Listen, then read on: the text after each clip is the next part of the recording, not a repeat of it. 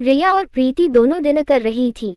रिया ने एक निवाला खाते हुए प्रीति की ओर देखा, जो खाना खा तो रही थी पर बहुत ज्यादा अपसेट थी। रिया ने हिम्मत करके पूछा, अब क्या करेगी? कल से नई जॉब ढूंढूंगी। और क्या? आई एम श्योर कि बहुत जल्द मुझे दूसरी नौकरी मिल जाएगी, प्रीति ने जवाब दिया।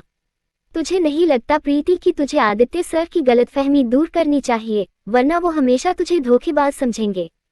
प्रीति ने खुद को संभाला और बोली, वो मुझे लेकर क्या सोचते हैं और क्या समझते हैं, इस बात से मुझे कोई फर्क नहीं पड़ता रिया, क्योंकि मैं नफरत करती हूँ उनसे।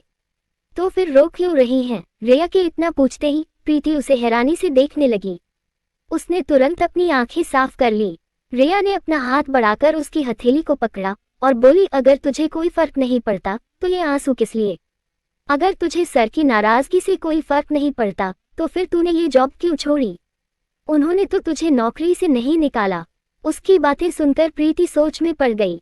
तो रिया फिर से बोली, तुझे तो वहीं रहकर सर की गलतफहमी दूर करनी चाहिए थी। अपना सच सबके सामने लाना चाहिए था, साबित करना चाहिए था कि तूने कुछ गलत नहीं किया। वो दोनों फाइल तेरे कैबिन में कैसे आई? किसने रखी वो फाइल, ये जानना चाहिए था तुझे। पर तू तो नौकरी छोड़कर चली आई। मुंबई जैसे शहर में नौकरी मिलना जितना आसान है ना प्रीति, उतना ही मुश्किल भी है। और खास तौर से हम लड़कियों के लिए। जरूरी नहीं है कि अब तुझे जहां जॉब मिले वो जगह तेरे लिए एकदम सेफ हो। और तू जिस इंसान से नफरत करने का दावा कर रही है ना प्रीति, कल उन्होंने तुझे उन गुंडों से सिर्फ बचाया ही नहीं था, बल्कि तेरे लिए करोड़ों का प्रोजेक्ट भी छोड़ दिया था। मैं आदित्य सर को बहुत लंबे समय से जानती हूँ। वो गलत का साथ कभी नहीं देते और कभी किसी पर बेबुनियाद इल्जाम भी नहीं लगाते। ये सुनकर प्रीति गुस्से में बोली, तू ये कह रही है कि मैं गलत हूँ? रिया मुस्कुरा दी, नहीं, मैं बस ये कह रही हूँ कि सर को तुझे लेकर कोई गलतफहमी हो गई है और तुझे उनकी गलतफहमी दूर करनी चाहिए। तुझे यूं नौकरी नहीं छोड़नी चाहिए थी। अविनाश सर तुझे नौकरी देने के खिलाफ थे, पर आज जब आदित्य सर का भरोसा तुझसे उठा तो उन्होंने तेरी साइड ली। और अहाना मैम, अविनाश सर के कहने पर वो भी आदित्य सर से तेरे लिए बात जरूर करेगी। इसलिए कह रही हूँ, प्लीज ये नौकरी मत छोड़ और कल ऑफिस चलकर सर के सामने सच लाने की कोशिश कर। शायद तू ठीक कह रही है रिया, अब नौकरी तो मैं जरूर छोड़ूंगी, पर अपने माथे पर धोखेबाज होने का इल्जाम लेकर नहीं।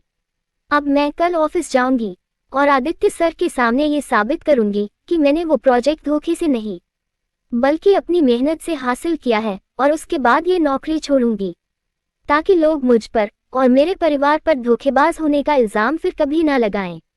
रिया मुस्कुराते हुए बोली, ये हुई ना कोई बात, अब चल जल्दी से खाना खत्म कर, फिर हम तेरा मूड ठीक करने के लिए आइसक्रीम खाने चलेंगे। ठीक है, प्रीति मुस्कुरा दी और खाना खाने लगी। दूसरी ओर आदित्य अपने कमरे में बैठा लैपटॉप पर काम कर रहा था।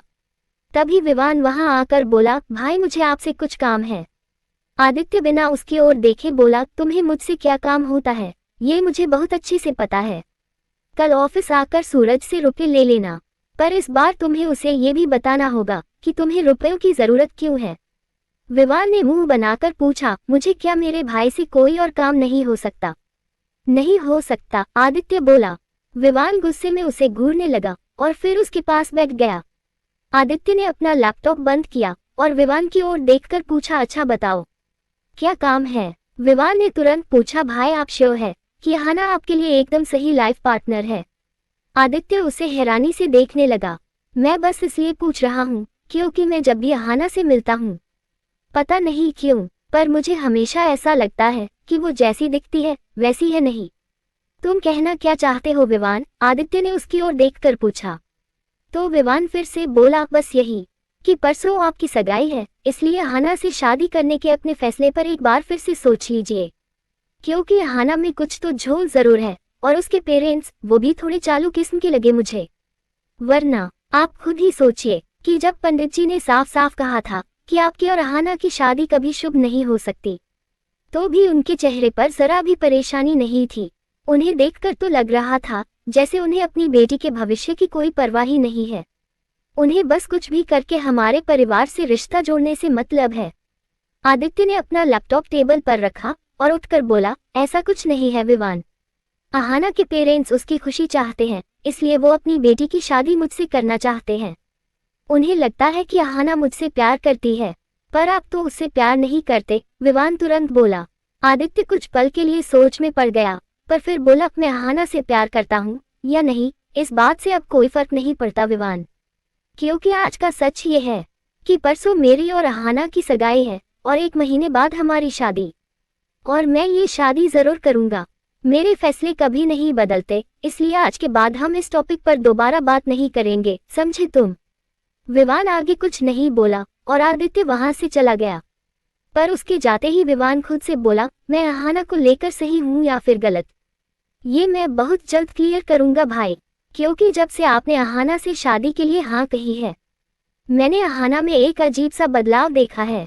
अब वो बदलाव आपके लिए सही है या गलत, ये जानना मेरे लिए बहुत जरूरी है, क्योंकि मैं आपसे बहुत प्यार करता हूँ। भाई हो आप मेरे, इसलिए मैं आपकी शादी किसी गलत लड़की से कभी नहीं होने दूंगा, कभी नहीं। कल से मेरा सिर्फ एक मिशन होगा, अहाना का सच पता लगाना और ये जानना कि उसके दिल में आखिर है क्या। इधर प्रीति और रिया एक आइसक्रीम पार्लर के बाहर चेयर पर बैठी आइसक्रीम खा रही थी। वैसे रिया, मुझे यहाँ की आइसक्रीम का टेस्ट सबसे बेस्ट लगता है। हम दोनों ने और भी जगह आइसक्रीम खाई है, पर यहाँ की आइसक्रीम सच में बेस्ट है, प्रीति बोली। हाँ प्रीति, मुझे भी यहाँ की आइसक्रीम बहुत पसंद है। मैं तो ना जाने कितनी बार यहाँ आ चुकी हूँ। तुझे पता है रिया, हमारे मानपुर में सिर्फ एक ही दुकान पर आइसक्रीम मिलती है, पर वो भी हमारी हवेली से बहुत दूर है और मेरे भाई साहब मुझे रात में वहां जाने ही नहीं देते थे। और मानपुर में इतनी गर्मी होती है कि दुकान से हवेली तक आइसक्रीम लाते लाते पूरी पिघल जाती है, तो आइसक्रीम खाने का सारा मजा ही खराब हो जाता था। प्रीति की उसके बातें सुनकर रिया ने आइसक्रीम खाते हुए पूछा, मतलब तूने वहां कभी आइसक्रीम नहीं खाई? प्रीति मुस्कुरा दी, खाई है ना, पर मटका कुल्फी, क्योंकि मटका कुल्फी वाला हर रोज ठेला लेकर हमारी हवेली के सामने से ही निकलता था और उसके ठेले पर लगी घंटी की आवाज सुनकर मैं और मेरी सहेली पारो दौड़ती हुई ठेले के पास आ जाती थी, बड़ा मजा आता था। इतना कहकर वो हंसने लगी। रिया भी उसे हंसते देखकर मुस्कुरा दी। प्रीति फिर से बोली, पर मेरे भाईसा और ताईसा, उन्हें तो मुझे तब भी डांटना ही होता था, मुझे हवेली से बाहर जाने ही नहीं देते थे, पर कुल्फी वाले की आवाज सुनकर तो मैं हवेली से बाहर आ ही जाती थी, क्योंकि मेरे बाबा सा मुझे भाईसा की डांट से बचा लेते थे और मैं पारो के साथ मन भर के आइसक्रीम खाती थी। भाईसा तो उस कुल्फी वाले को भी रोज डांटते थे, ये कहकर कि वो जानबूझकर हवेली के बाहर आकर घंटी बजाता है ताकि उसकी आइसक्रीम जल्दी बिक सके। भाईसा रोज उसे धमकियां दिया करते थे कि अगर वो कल आया तो उसकी टांग तोड़ देंगे, पर वो कुल्फी वाला फिर भी अगले दिन जरूर आता था, क्योंकि मेरे बाबासा के रहते भाईसा उस कुल्फी वाले का कुछ नहीं कर पाते थे। रिया ने मुस्कुराते हुए पूछा, तू अपनी फैमिली को बहुत मिस करती है ना प्रीति? रिया के इतना पूछते ही प्रीति फिर से अपसेट हो गई। उसे अपने परिवार के साथ बिताए सारे लम्हे याद आने लगे और उसकी आंखों में आंसू भर आए। उसे उदास देखकर रिया तुरंत बोली, आई एम सॉरी प्रीति, मैं तुझे यहाँ इसलिए लेकर आई थी ताकि तेरे उदास चेहरे पर मुस्कुराहट आ जाए, पर देख मैंने ही तुझे अपसेट कर दिया, आई एम सॉरी। प्रीति ने तुरंत अपने आंसू पोंछे और मुस्कुराते हुए बोली, नहीं रिया, मैं ठीक हूँ, सच में। मैं जानती हूँ प्रीति कि अपनों को खो देने का दर्द क्या होता है, इसलिए तुझसे ये बिल्कुल नहीं कहूंगी कि जो हुआ उसे भूल जा, पर ये जरूर कहूंगी कि उन्हें जब भी याद करें तो मुस्कुरा कर किया कर, क्योंकि अगर वो तुझे खुश देखेंगे तो उनकी रूह को भी सुकून मिलेगा। और रही बात तेरी, तो मेरा दिल कहता है कि तेरी जिंदगी में बहुत जल्द कोई ऐसा जरूर आएगा जो तेरे हर दर्द पर लिप बाम लगाएगा। Lip balm? ये कोई नया बाम आया है क्या? प्रीति ने पूछा। रिया उसके सिर पर अपनी हथेली मारते हुए बोली, लिप बाम मतलब प्यार का मलहम। ये सुनते ही प्रीति को हंसी आ गई और रिया भी हंस पड़ी। रिया हंसते हुए बोली, अच्छा प्रीति, तू यहीं बैठकर अपनी आइसक्रीम खत्म कर, मैं बस 10 मिनट में आती हूँ, यहीं पास में एक बुटीक है, आदित्य सर की संडे को सगाई है ना, तो मैंने एक ड्रेस बनवाई है, मैं उसे लेकर आती हूँ। मैं भी तेरे साथ चलती हूँ ना, प्रीति उठकर बोली।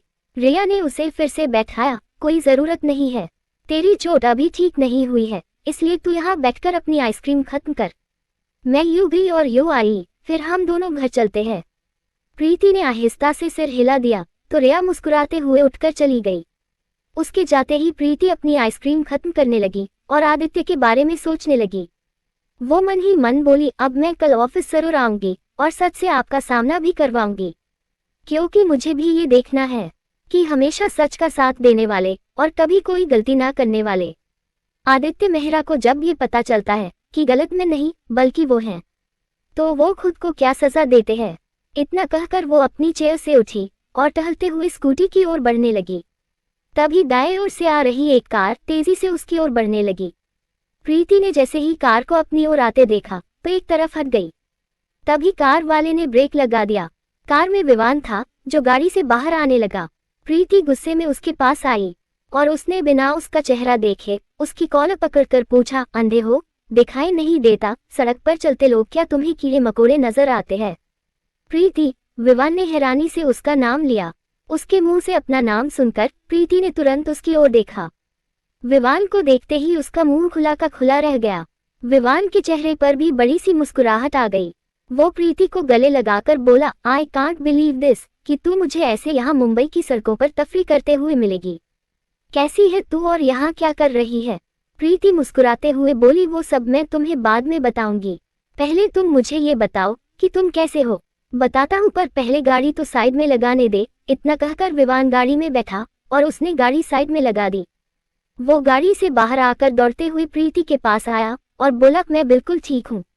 अब तू बता कि तू यहाँ क्या कर रही है, और अगर तू यहाँ है तो तूने मुझे अब तक फोन क्यों नहीं किया? इतना कहकर वो चेयर पर बैठा। प्रीति भी उसके सामने वाली चेयर पर बैठते हुए बोली, मैं यहाँ अपनी एक पहचान बनाने आई हूँ। मतलब तू यहाँ जॉब करती है या फिर जॉब ढूंढ रही है? विवान का सवाल सुनकर प्रीति मन ही मन बोली, कल आदित्य सर की गलतफहमी दूर करने के बाद मैं जॉब छोड़ दूंगी। तो फिर क्या फायदा विवान को ये बताने का कि मैं मेहरा ग्रुप ऑफ कंपनी में काम करती हूँ।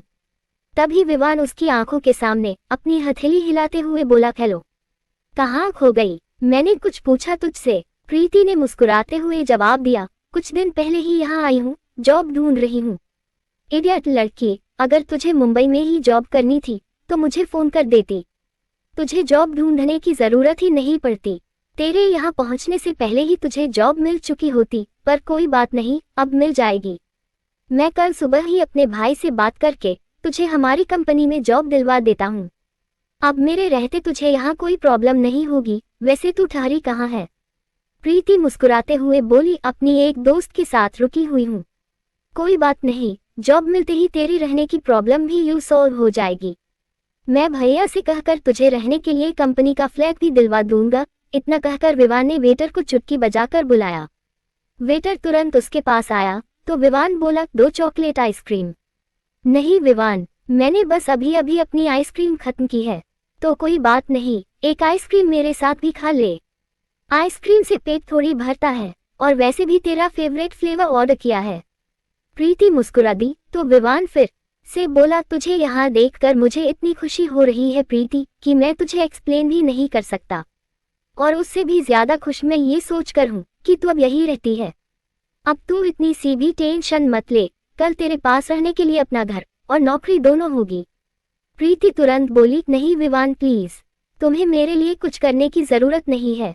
मैं इस शहर में अपने बलबूते पर खड़ी होना चाहती हूँ, किसी के सहारे से नहीं। इसलिए प्लीज तुम मेरे लिए कुछ नहीं करोगे प्लीज। पर प्रीति, ये मुंबई है यार, यहाँ नौकरी मिलना आसान नहीं होता है, तुझे बहुत स्ट्रगल करना पड़ेगा। कोई बात नहीं विवान, अगर ठोकरें नहीं खाऊंगी तो खुद संभलना कैसे सीखूंगी?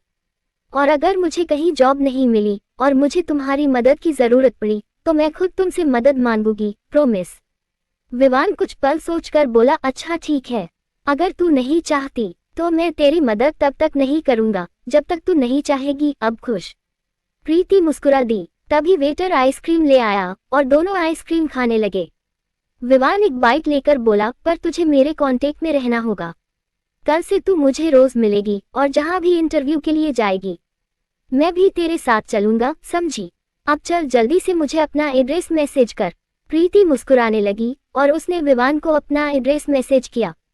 विवान उसका एड्रेस देखते हुए बोला, वैसे प्रीति, तुझे तेरे दादा सा और भाई सा ने अकेले मुंबई जैसे शहर में आने की इजाजत दे कैसे दी? आई एम श्योर तेरे बाबा सा ने ही हमेशा की तरह तेरा सपोर्ट किया होगा, है ना? विवान के इतना पूछते ही प्रीति को फिर से बीती बातें याद आने लगी, पर उसने खुद को संभाला और बोली, हाँ, ये बाबा सा का ही आशीर्वाद है जो मैं आज मुंबई जैसे बड़े शहर में आ गई हूँ। विवान मुस्कुरा दिया और फिर से आइसक्रीम खाने लगा। वैसे तूने मुझे बताया नहीं कि तू इस वक्त यहाँ अकेली क्या कर रही है। मैं अकेली नहीं हूँ, अपनी फ्रेंड रिया के साथ यहाँ आई हूँ। वो पास ही एक बुटीक से अपनी ड्रेस लेने गई है, बस आती ही होगी। ये सुनकर विवान फिर से आइसक्रीम खाने में बिजी हो गया। तभी उसके फोन की बेल बजने लगी। आदित्य का नंबर देखकर उसने तुरंत कॉल रिसीव की। जी भाई, कहाँ हो तुम? आदित्य ने पूछा। तो विवान ने फट से जवाब दिया, भाई मैं अपनी एक दोस्त के साथ आइसक्रीम खा रहा हूँ, थोड़ी देर में आता हूँ। कोई काम है आपको? हाँ, जहाँ भी हो वहाँ से जल्दी निकलो और डॉक्टर अंकल के हॉस्पिटल जाकर दादी की मेडिसिन लेकर जल्दी घर आओ। विवान ने परेशान होकर पूछा, क्या हुआ भाई? दादी ठीक तो है ना? हाँ ठीक है, बस उनका बीपी थोड़ा बढ़ गया था। डॉक्टर अंकल अभी अभी चेकअप करके निकले हैं और उन्होंने कहा है कि मैं किसी को भेजकर दादी की दवाइयाँ उनके हॉस्पिटल से मंगवा लूँ। तुम जाओ और दवाइयाँ लेकर जल्दी घर पहुँचो। जी भाई, बस 5 मिनट में पहुँचता हूँ। इतना कहकर विवान उठा और कॉल कट करके प्रीति से बोला, सॉरी प्रीति, पर इस वक्त मुझे जाना होगा। मैं कल तुझसे मिलता हूँ, प्लीज अपना फोन ऑन रखना, मैं तुझे कॉल करूँगा। इतना कहकर उसने अपने वॉलेट से रुपए निकाले और वेटर को इशारा किया। तभी प्रीति भी उठकर खड़ी हो गई और उसने पूछा, क्या हुआ विवान? सब ठीक तो है ना? हाँ सब ठीक है, मैं कल तुझे सब बताता हूँ, बाय। उसने इतना कहकर प्रीति को गले लगाया और रुपये टेबल पर रखकर दौड़ता हुआ अपनी गाड़ी की ओर बढ़ा। प्रीति उसे जाते देख रही थी। विवान ने गाड़ी में बैठते ही हाथ हिलाकर प्रीति को फिर से बाय किया और चला गया। प्रीति मुस्कुरा दी। लेखिका कविता वर्मा। अगर आपको मेरी लिखी कहानियाँ पसंद आ रही है और आप इस कहानी को आगे भी पढ़ना और सुनना चाहते हैं तो मेरे चैनल को लाइक करें, शेयर करें और आज ही सब्सक्राइब भी करें। Thank you for watching this video.